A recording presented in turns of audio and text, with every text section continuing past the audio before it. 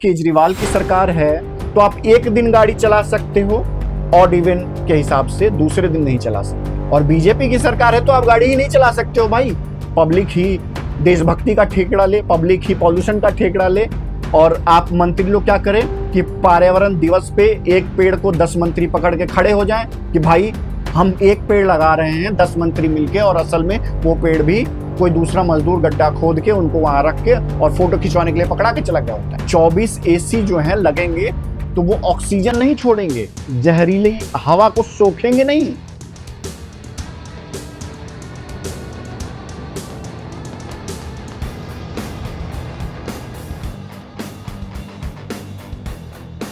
प्रणाम दोस्तों, क्या हाल? उम्मीद करते हैं कि आप सब अच्छे होंगे और स्वस्थ होंगे। एक पुराना गाना है, शायद आप सबने सुना होगा कि तू रूप की रानी मैं चोरों का राजा। इस गाने का इस वीडियो से कोई लेना देना नहीं है। आगे बढ़ते हैं। दिल्ली सरकार का एक फैसला आया, हालांकि वो सुप्रीम कोर्ट के एक फैसले के बाद या उसके ऊपर ये लिया गया कि 10 साल अगर डीजल है तो 15 साल अगर पेट्रोल है तो आपकी गाड़ी की उम्र हो चुकी है तो आप तेल लेने जाएंगे और तेल लेने चले जाएंगे। तेल लेने गए और तेल लेने चले गए, दोनों दो चीजें हैं। पहला है तेल लेने आप पेट्रोल पंप गए, और तेल लेने गया आपकी गाड़ी, मतलब गई आपकी गाड़ी। अब इसमें यू टर्न भी लिया गया कि नहीं भाई पेट्रोल तो दे ही देते हैं फिलहाल के लिए सरकार। जब पब्लिक बौखलाई ट्विटर और तमाम जगहों पे, इसलिए कहता हूं लोगों को आवाज उठानी चाहिए, चाहे फेसबुक, ट्विटर, इंस्टा, न्यूज, जहां भी हो, इसका फर्क पड़ता है। और इसका फर्क पड़ा कि सरकार ने यू टर्न लिया कि अभी आप तेल ले लो, हम इस पे पुनः विचार करेंगे। ठीक है, उन्होंने पत्र लिखा और इस तरह की तमाम चीजें बोली गई। इसमें 2-3 चीजें हैं जो क्लियर करनी जरूरी है कि तर्क क्या दिया गया, ये क्यों किया गया, क्या इसके इंपैक्ट होंगे और इसका फायदा किसको होगा। सरकार ने जो फैसला लिया उससे 60 लाख से भी ज्यादा गाड़ियों पे असर होना है, इंक्लूडिंग बाइक्स। क्या ये उम्र जो 10 साल और 15 साल पेट्रोल और डीजल के हिसाब से गाड़ियों की फिक्स की गई है, क्या सही है? क्योंकि एक पॉल्यूशन सर्टिफिकेट हम बनवाते हैं महीने में, 6 महीने में, जिस तरीके की भी आप बनवाते हो कि ये गाड़ी जो है वो फिट है। अब जाते हैं पेट्रोल पंप या कहीं ऐसा एक केबिन बूथ सा बना होता है जहां लिखा होता है प्रदूषण जांच केंद्र। इसका मतलब क्या है? जब आपको एक गाड़ी एक सर्टेन टाइम पीरियड के बाद उसको हटाना है, जब्त करना है या उसको इनवैलिड करना है, तो इस सर्टिफिकेट का मतलब क्या है? क्या ये मात्र सिर्फ पैसे कलेक्ट करने का जरिया है? अब आपने ये प्रोविजन जब बनाया है कि सरकार, पुलिस आपका चालान काट देगी अगर आपके पास ये पॉल्यूशन सर्टिफिकेट नहीं है तो, और जब मेरी गाड़ी का पॉल्यूशन सर्टिफिकेट मेरे को बताता है कि मैं फिट हूं, तो फिर 10 साल और 15 साल की उम्र गाड़ियों की रखने का मतलब क्या है? क्योंकि देखो, 2 चीजें हैं, या तो ये जांच सही से हो नहीं रहे, कहीं पे जांच सही से कर रहे हो तो टाइम ड्यूरेशन का क्या मतलब है? सपोज करो कि 2 गाड़ी है, एक गाड़ी 10,000 किलोमीटर चली है और एक गाड़ी 1 लाख किलोमीटर चली, दोनों की उम्र खत्म हो गई, 10 साल हो गए, डीजल गाड़ी है। अब भैया जो 10 लाख की गाड़ी लेके 10,000 सिर्फ चला के बैठा है, क्योंकि उसने गाड़ी शौक मिली है, कहीं गया घूमने उमने फैमिली के साथ चला लिया थोड़ा बहुत, तो उस काम में ही आया।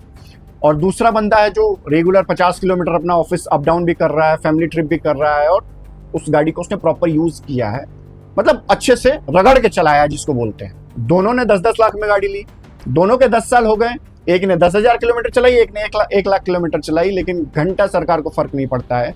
दोनों गाड़ियां उनके हिसाब से खत्म, टाटा बाय बाय। तो भाई जिसने 10,000 किलोमीटर चलाई उसको दर्द तो होगा, दुख तो होगा कि पहले 5 साल उसने गाड़ी की EMI भरी, किस्त दी, इंटरेस्ट उसमें गया, गाड़ी लेते वक्त सरकार को इतना मोटा टैक्स दिया। अब बात करते हैं कि क्या किसको फायदा होगा?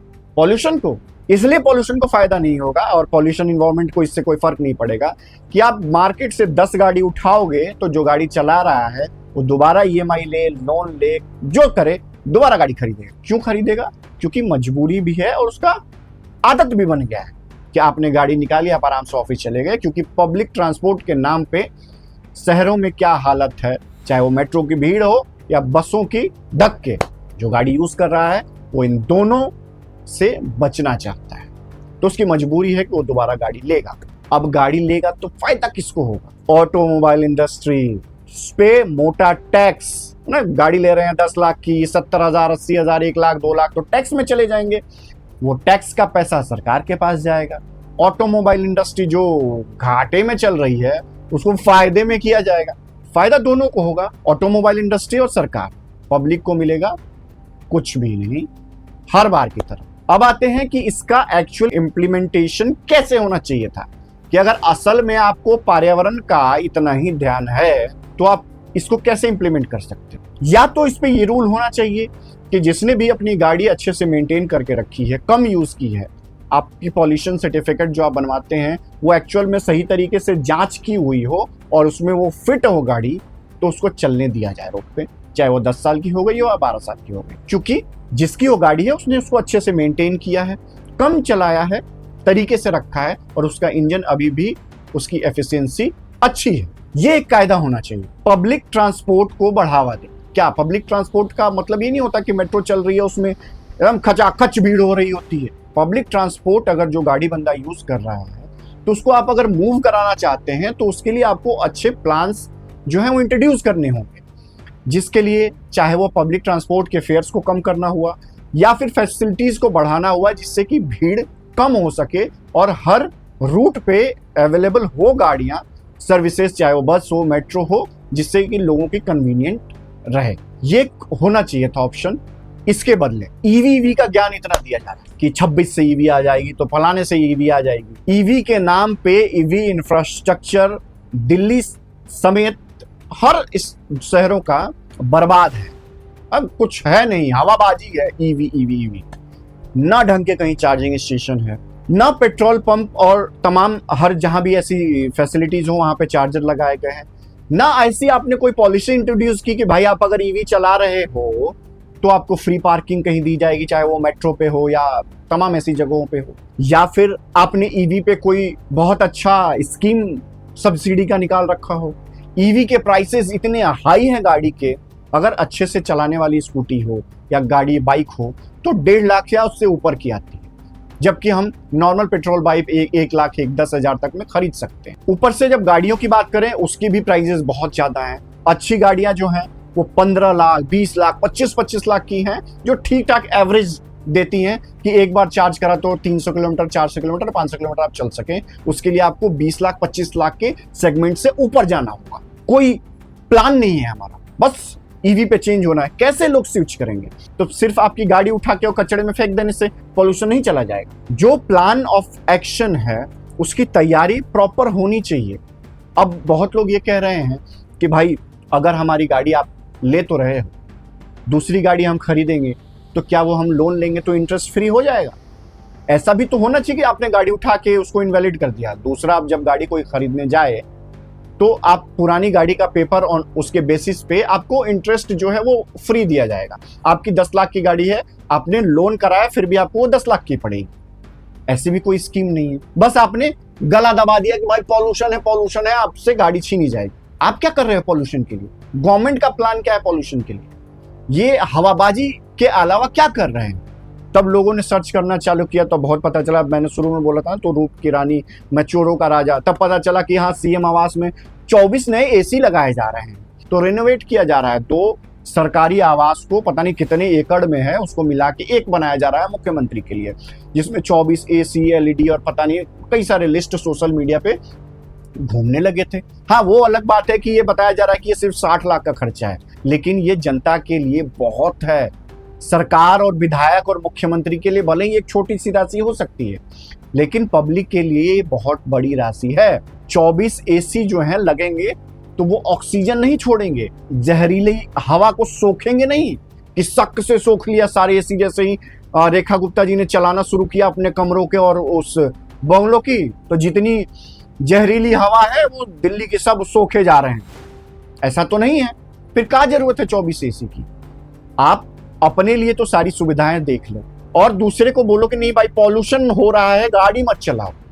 मतलब ये तो वही बात हो गई कि केजरीवाल की सरकार है तो आप एक दिन गाड़ी चला सकते हो, ऑड इवन के हिसाब से दूसरे दिन नहीं चला सकते।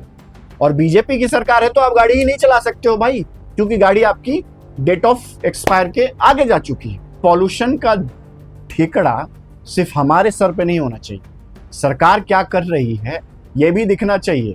आप गाड़ी चलाना बंद कर दो आप एसी चलाना बंद कर दो, मतलब पब्लिक के लिए।